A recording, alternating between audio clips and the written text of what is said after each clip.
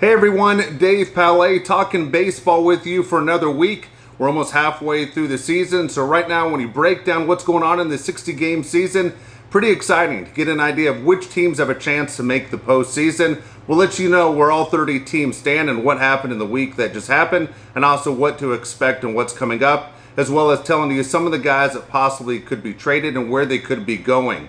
Again, you're watching this on JP25 Media. If you're watching this on YouTube, please click the subscribe button. We appreciate it. Again, we're talking baseball. Also, we offer a variety of different programs for you to take a listen to. We'll start off at number 30. The Boston Red Sox are the worst team in all of Major League Baseball, and I couldn't be happier. I was never a Boston Red Sox fan. To me, they almost fall in the same category of what happened with the Houston Astros.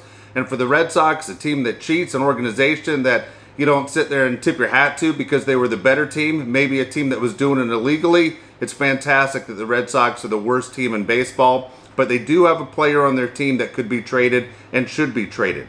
That's DH JD Martinez. Right now, when you look at the DH in both the National and the American League, JD Martinez is a big name, big contract, but a guy that should be traded to a team that could use a little bit of offensive help. How about this? How about those San Diego Padres? You just lost Tommy Pham for the year, it looks like, with a hand injury. How about adding Tommy Pham to an offense that's already doing pretty good? Not bad to add a DH of the caliber of JD Martinez, a guy that has a history of being a winner. Milwaukee Brewers, 2 years ago, they were one game away from going to the World Series. All of a sudden, you look at the Brewers and they're swept by the Pittsburgh Pirates. They stink. They're at number 29. Pirates, they move up to 28. And the only reason they're at 28 is because they swept the Brewers. Texas Rangers, what a horrible week for the Texas Rangers. Everyone knows what happened in Texas where they end up getting swept by the San Diego Padres. It all started with the Fernando Tatis grand slam, the 3-0 count that everybody was talking about on a national level. Well, the Rangers, they couldn't recover. The Rangers not only lost that game, they lost the next 3 to the Padres. And at the same time, they end up losing 3 more to the Seattle Mariners. The Rangers are in a tailspin right now, losing 7 straight games. What do they do to rebound? Not so sure that they can. Not so sure that they were very good to begin with. But the Rangers have had just a horrible week in their franchise history. Arizona Diamondbacks. A week ago, we're talking, and the Diamondbacks are coming off a 3-game sweep at home of the Padres, and the Diamondbacks continue to lose. The Diamondbacks have now lost 5 straight games, 1-9 in their last 10. Diamondbacks a tough team to figure out. Really tough to figure out the pitching, especially as you know, Madison Bumgarner, he is injured. You look at Robbie Ray, he was their number 2. Absolutely terrible, control problems, getting lit up all over the place. Kansas City Royals, they're at 25. Not worth talking about the Royals. They aren't going to do anything this year. Angels at 24. The Angels are a team that I try to hold on to just because they had Mike Trout and they had Anthony Rendon and they had Ohtani and Pujols. They're terrible. I don't care if you have Fletcher and La Stella and all the guys that they think they had to help push them to the playoffs. Here's the story. Joe Maddon and the Angels have played very disappointing baseball the entire first 30 games of the season. At the same point, if Joe Maddon wasn't Joe Maddon with that great reputation and all the money that they gave him to come to Anaheim, Joe Maddon would probably be fired. The Angels right now have been the major disappointment in Major League Baseball. With 24 they fall to right now in the top 30. Definitely not good enough. Artie Moreno, that falls on you. You got to go out and fix the pitching. You had all offseason to go ahead and make some moves. Your general manager maybe needs to make some moves. But right now, if you're going to do it through trades, you're going to get prospects. Free agency was your best way to go. And for the Angels right now, they aren't close to competing. You're wasting Mike Trout's career. You look at the Nationals. The Nationals, bad news for them. World champions, but Steven Strasburg, he's out for the season. Also, the only reason to watch Nationals right now, there are 3 guys. It's Max Scherzer, it's Trey Turner, it's Juan Soto. Nationals not going back to the World Series this year. Philadelphia Phillies at 22. Been hanging on to the Phillies. I look at that roster and I look at what they did in free agency with Zach Wheeler. But too many guys are making too much money. Too many big names are in that lineup. Guess what? They're in last place in the National League East. At 21, the Rockies. They've lost 7 straight. Rockies off to that tremendous start that we're all looking at. Going, which one is the real Rockies team? Is this the Rockies from 2018? Guess what? It's the Rockies from 2019. 7 straight losses. Not playing a very good baseball right now. It'll be interesting to see what the Rockies do. Also, they have a guy in Charlie Blackmon, which most people know is hitting over 400. Is Charlie Blackmon a guy that could be on the trade market? Again, August 31st is the trade deadline. Reds 11 and 15. Very disappointing team right now. The Reds, either their pitching is doing well or the offense is doing well. It doesn't seem to happen at the same time. Detroit Tigers. This is a team right now. If you're a Detroit Tigers fan, you have to be excited because the Tigers play tough every single game. They have a losing record. They have no talent on that team that anybody knows about. Miguel Cabrera is the one big name on that team. Miguel Cabrera's stats are absolutely terrible, hitting below 200, having the worst year of his career. New York Mets at 12-14 have the talent to be dangerous, and right now they're in second place behind the Braves, or about to be second place behind the Braves, as the Marlins right now are there because they played less games. The Mets are a better team than the Marlins, but this week the Mets will be at 18. Next week, look for the Mets to move up. Again, the Mets are a dangerous team with some big names. Seattle Mariners. This Mariners team plays tough. Mariners battled the Dodgers pretty good through 4 games. Dodgers, I know, took 3 out of 4. But when you look at the guys they have, and rookie Kyle Lewis is going to win the American League Rookie of the Year, extremely exciting. Here's the series to watch this week. You have the Mariners taking on the Padres. You have the National League favorite for Rookie of the Year in Jake Cronenworth, and you have Kyle Lewis, the American League Rookie of the Year in the Seattle Mariners. Kind of exciting to watch these guys. The big names, though, of course, you're going to sit there and look at some of the guys that Seattle already has, like Seager. But at the same time, the Padres are playing great baseball. Remember, these two teams kind of familiar with each other. It's a made-up rivalry, but at the same time, they share a spring training complex. So you know these guys kind of have that little bit of a rivalry to want to know which team is the better team when they show up in the spring. One of those just kind of bragging rights deal. Whose building is it really? The Marlins, Miami Marlins, 11-11. They've lost 7 of their last 10 games, off to a hot start. Again, the Marlins are one of those teams that were affected by COVID. Marlins come in at 16. Giants have won 6 straight games. Giants are fun to watch.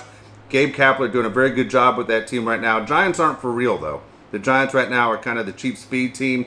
Yeah, they're playing decent baseball and they play hard every single game. Nobody looks at the Giants as a contender. Toronto Blue Jays. The Blue Jays right now are doing a lot better than I expected the Blue Jays to do. The Blue Jays right now are a 500 team. Interesting thing about the Blue Jays, they're very young, as everybody knows. You have Hyun-Jin Ryu, who they give the big free agent money to. Now look, they're a 500 team. Here's the question that the Blue Jays are going to have to ask themselves. Do we have a chance of going to the World Series this year? Probably not. Do we have a chance of going next year? Probably not. So some team is going to go out there and overpay an offer for Hyun-Jin Ryu. The guy was outstanding last year with the Dodgers, second for Cy Young in the National League. He's playing very good right now. Does a team step up and say, we need a guy like him in our starting rotation? Could a team like the Yankees or the Braves step up and say, we need help? We need a guy to push us over the top to make a run at the World Series? He probably is that guy, but it's going to cost you a lot of minor league players.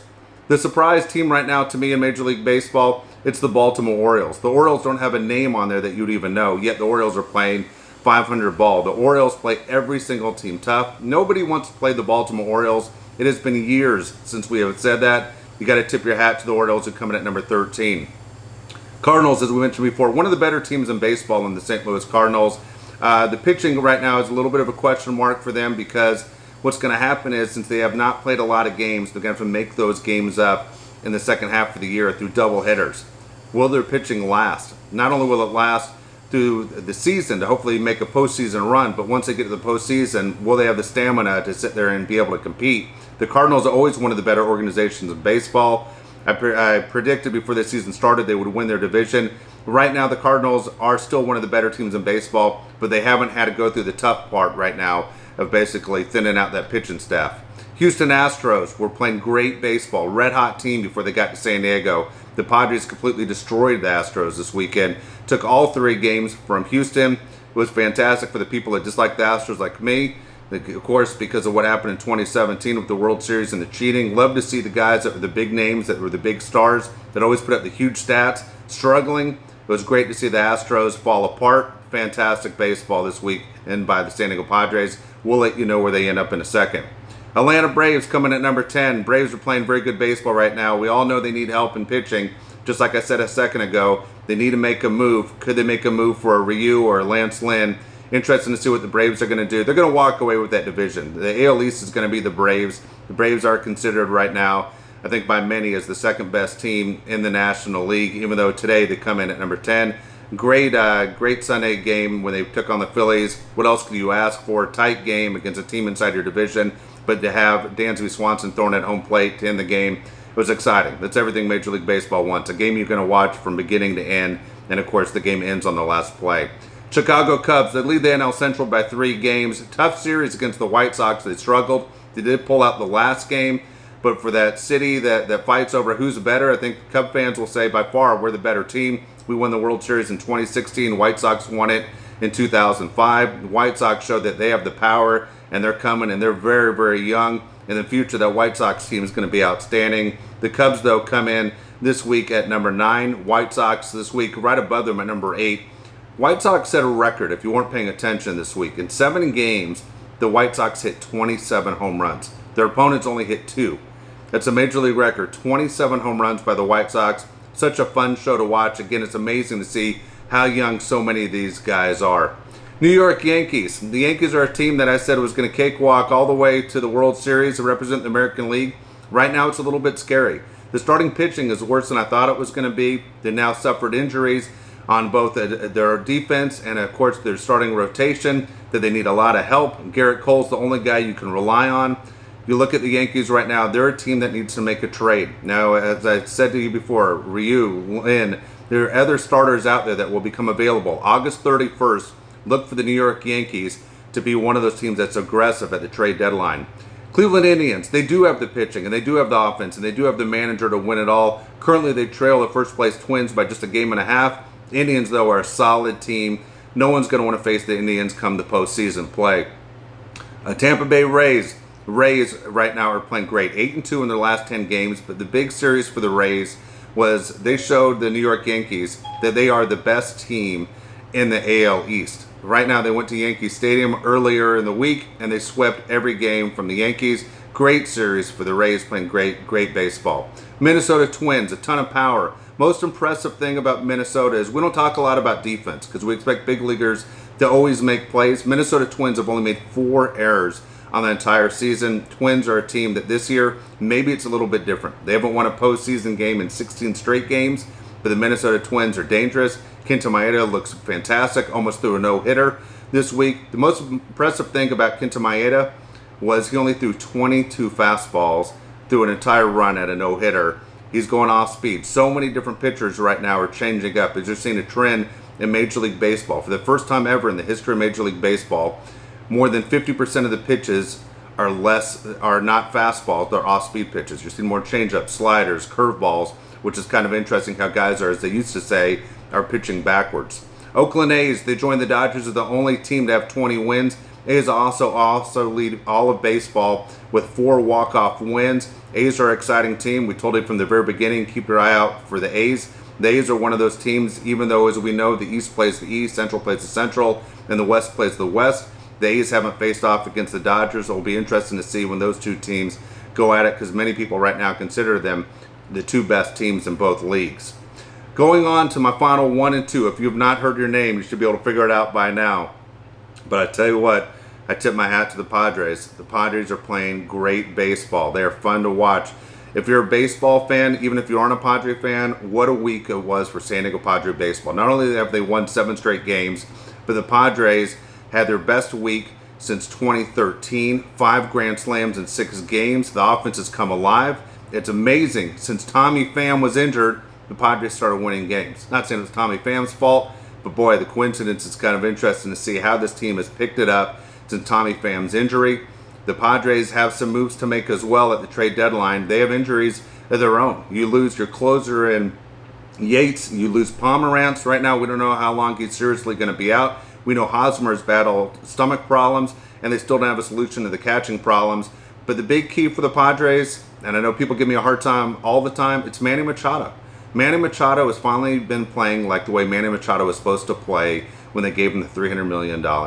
We all know Tatis Jr. is outstanding. Maybe he's the face of baseball. I believe he is. But the fact that Manny Machado is doing what he's supposed to do, it's worked out really well. And for Jace Tingler, first-time manager, to move Machado behind Tatis in the lineup so he could see better pitches is absolutely working. Number 1 team. A lot of people disappointed that their team isn't number 1. You can't argue with me this week on this. It's the Dodgers. Last week, I took the Dodgers out of number 1. I gave it to the Cubs.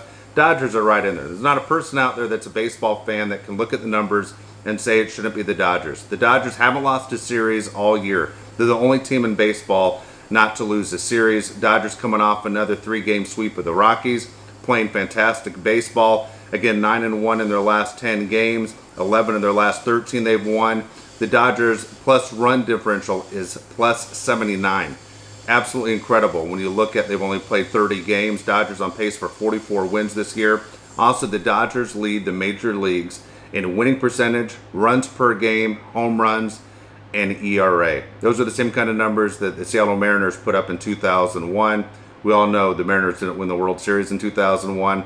Numbers are outstanding. For the Dodgers, they need to win the World Series this year. Dodger fans and people who hate the Dodgers would love to see the Dodgers fall short again because they've had up tremendous numbers in the past, including in 2019 where they didn't even get past the Nationals in the first round. But right now, through the first 30 games, the Dodgers have proven they're the best team in baseball. And Cody Bellinger finally starting to hit. Max Muncy finally starting to hit. For the Dodgers, it looks like things are finally starting to come together for them. And they're clear, to me, the best team in baseball when you look at those numbers. But if your team right there, as we mentioned before, has struggled in the past and they're surprising you halfway through the 60-game season, you should be extremely excited. If you're a Padre fan, you have to be on cloud nine. And at the same time, if you are a fan of one of these teams that wasn't supposed to do a lot this year, but all of a sudden they're surprising you, you should be very happy with what you're seeing out of teams like the Orioles and the Tigers. Playoff teams, this is the way it looks right now. This is my prediction for the playoffs for 2020 as we're only halfway through the season. We'll go in the American League. The A's, Twins, Rays, Indians, Yankees, Astros, White Sox, and Blue Jays. Those are the 8 teams I think make it out of the American League as of right now, halfway through the season. In the National League, these are your postseason teams. Dodgers, Padres, Cubs, Braves, Cardinals, Mets, Reds, and Phillies. I still have faith in those Phillies that they're finally going to turn it around. But there you go right there. Those are the talk for baseball halfway through the season. Again, you can follow us at JP25 Media. You can check it out online. It's jp25.media. Or, of course, if you're watching on YouTube, please subscribe to the button as well. Thank you very much. You can find me on Twitter at Dave Palet. We'll talk to you next week.